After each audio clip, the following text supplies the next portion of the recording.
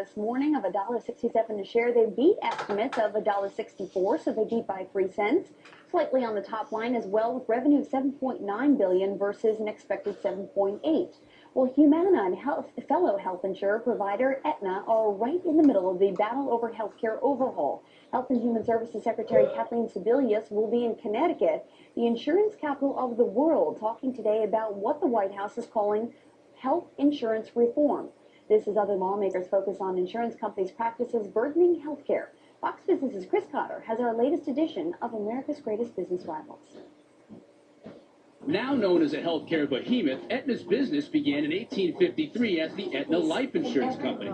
Its success was ensured at the turn of the century when Aetna expanded to include accident and health insurance.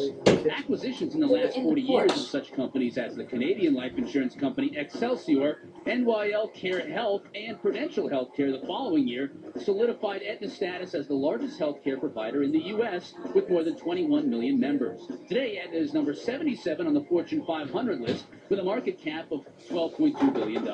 Humana began in 1961 as a nursing home called Extendicare. It quickly became the nation's largest nursing home, and in 1972 it diversified into hospitals. 2 years later, the corporate name was changed to Humana, and a decade later, it became the largest hospital corporation in the U.S. In 1984, Humana entered the rapidly growing healthcare market.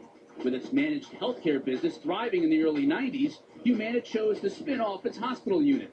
Today, Humana boasts a market cap of $5.6 billion and a managed healthcare customer base of over 11.5 million people. These two insurance powerhouses also battle it out in the stock market.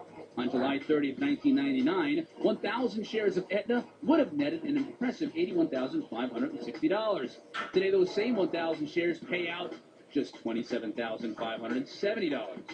On that same date in 1999, 1,000 shares of Humana equaled $10,880. Today, those shares have risen to a total of $32,750. Wow, I'm surprised by those numbers. Well, here with their diagnosis of who the winner is in this rivalry, Jeff Miles, nonpartisan healthcare analyst and the president of the Jeff Miles organization, which develops individualized employee benefit plans, and Rob Armstrong, a columnist for Dow Jones Newswires, who focuses on pharmaceuticals and technology. Good morning, gentlemen. Good morning. All right, Rob, let me start with you. You heard me oohing and ahhing there when I saw the price decline in Aetna over that basically 10-year span and the price increase over Humana. What's the difference here? Why is it a substantial difference? I think it really speaks to the big difference between the strategies of the two companies. Aetna has really focused on the commercial market, so providing health insurance for companies and their employees. Humana has focused on the government market, particularly Medicare, and particularly over the last 5 years, they've really grown that business aggressively.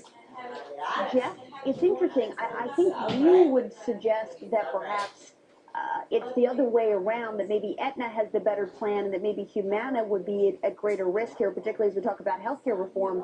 Why the big divergence in performance?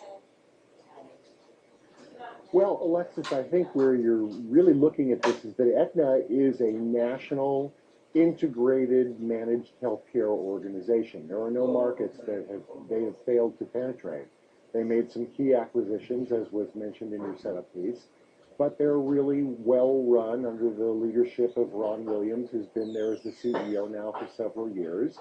They've become a national player, and while they, as our other guest here mentioned, their markets are very, very different. Humana has focused more on the Medicare market, and in some states they've really focused on ancillary lines like dental insurance and life insurance, and they've focused away from the medical delivery portion, and they're not growing that anymore.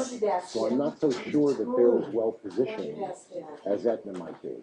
No, she's asking you. She's asking you to do it. Speculation, as you know, Rob, that perhaps Aetna would be interested in buying Humana, and yet some suggest Humana could be at greater risk if there were healthcare reform because there'd be a cut in Medicare and Medicaid programs. What do you make of that? Well, once that issue gets resolved, Humana could really be the worst. If the aggressive talk we hear from this administration about changing the way private Medicare plans are reimbursed goes through, Humana is going to be a significantly weakened company. Well more than half of their earnings comes from that business. It could be a situation where Aetna or the other big players come in and sweep up the parts that are left over. It's hard to imagine, at least for me, that until more of the regulatory issues are resolved, any big corporate buyer is going to put a lot of money on the table. Yeah, and Jeff, I would assume if you look at the past quarter earnings, I know Humana just beat nicely just by about 3 cents. I know they had ratcheted up their expectations in the last quarter. But Aetna had a very difficult quarter, Jeff, and then it suggests that some of the deterioration in the consumer is an issue for them.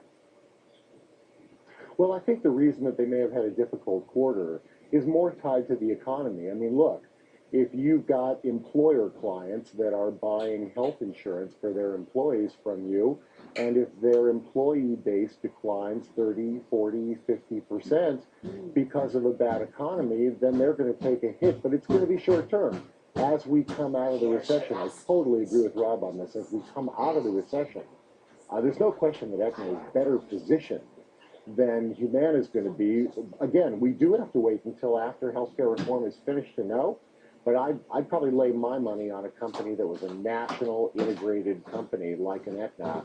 I totally agree with Rob as well that the pieces that are left over might get scooped up by somebody else from Humana.